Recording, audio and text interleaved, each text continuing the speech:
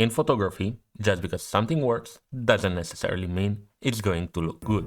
And I'm saying this because 3 months ago, I bought this Sirui 40mm lens. This is my first anamorphic lens, and in the beginning, I honestly hated it, especially after dropping and breaking my external monitor, because that meant I now had to monitor what's going on in frame on the back of the camera without the image being de-squeezed at all. So my framing with this thing was always just a little bit off, and that was annoying.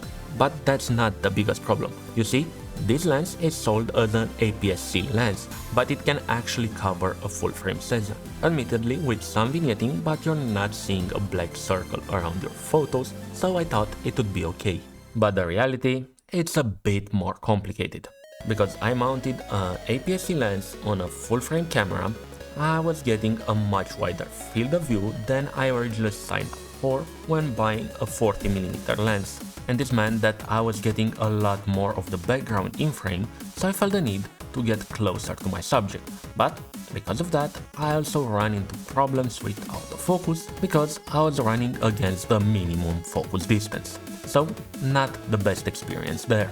And that's just the tip of the iceberg, because when using the Sirui lens on a full frame camera, I was getting both beam cushion and barrel distortion in the same photo. So correcting for them was absolutely impossible, and the problem was accentuated by the fact that I was getting so close to my subjects.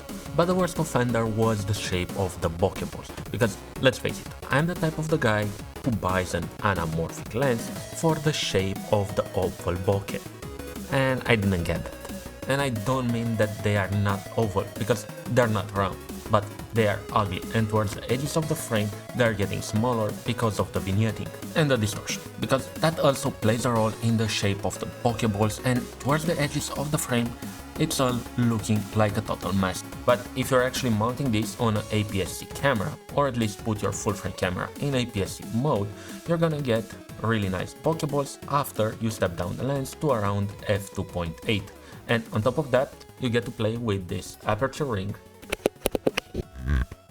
which has some of the most satisfying clicks that I've ever felt. So